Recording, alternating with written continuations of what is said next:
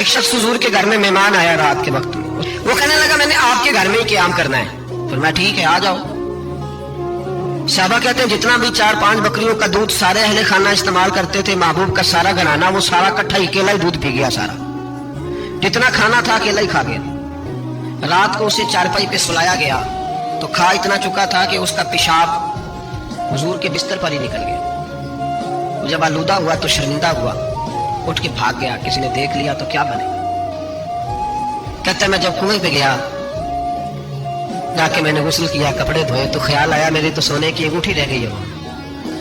اب طبیعت اجازت نہیں دیتی تھی کہ وہاں لوگ اکٹھے ہو گئے ہوں گے۔ وہ شخص کہتا ہے میں انگوٹھی سونے کی رہ گئی تو دل میں خیال یہ تھا کہ واپس جاؤں گا تو وہاں تو حالات ہی بڑے گڑبڑ ہوں گے، لوگ اکٹھے ہوں گے، شرمندگی ہوگی، میں پیشاب کر رہا ہوں بستر پہ، حال بڑا سخت ہوگا، اتنے لوگوں کا سامنا کیسے کروں گا؟ لیکن مجبوری تھی، انگوٹھی سونے کی تھی، بڑی قیمتی تھی۔ کہتے ہیں اس انگوٹھی کی مجبوری نے مجھے شرمندگی کا سامنا کرنے پہ مجبور کیا، اور جب میں آ کے حضور کے کمرے کے باہر کھڑا ہوا تو وہاں تو کوئی بھی نہیں تھا۔ اللہ کے رسول نے بالٹی میں پانی رکھا ہوا تھا، میرے پیشاب پر پانی بہا رہے تھے، خود رسول پاک فرماتے ہیں حضور پانی بہا رہے تھے، اور جب میری طرف دیکھا تو محبوب نے مسکرا کے فرمایا غسل کر لیا آپ نے؟ آپ کو تکلیف ہوئی، جب انسان کمزور کمزور ہو تو ایسی چیزیں ہو جاتی ہیں، فکر نہ کریں، بیٹھے میں ناشتہ لاتا ہوں۔ کہتے ہیں حضور کے جملے تھے کہ طوفان تھا، وہ حضور کی گفتگو تھی کہ میرے اندر کی ہر چیز بجھاتی جا رہی تھی۔ تیری پہلی نظر کا وار توبہ، دل اب تک دعائیں دے رہا ہے۔ فرماتے ہیں وہ جملے تھے کہ سختہ کر گئے، تزکیہ کر گئے، تصفیہ باطن کر گئے۔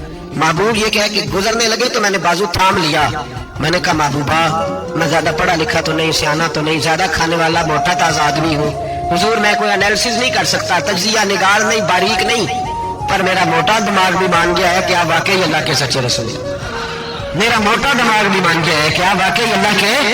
وہ گھر گیا اور قبیلے کے ایک بندے کے پاس گیا۔ حضرت انس بن مالک کہتے ہیں جب واپس آیا تو 500 آدمی ساتھ تھا۔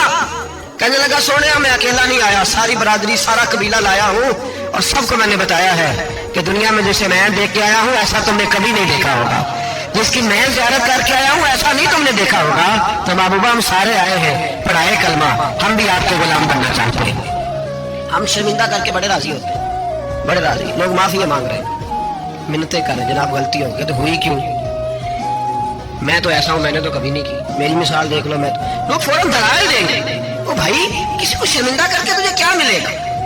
کسی شخص کو تھوڑی دیر کے لیے جھکا کے تیرے نفس کی کون سی تسکین ہے جو حاصل ہوتی، تیرے وجود کے اندر کون سی؟ اور ناراض نہ ہونا، یہ ہر طبقے کا معاملہ ہے، جتنا کوئی اس کے نیچے 1 آدمی ہے یا 2 آدمی ہے، وہ روب ڈال کے خوش ہوتا ہے، وہ اس کو پریشان کر کے نیچا دکھا کے راضی ہوتا ہے۔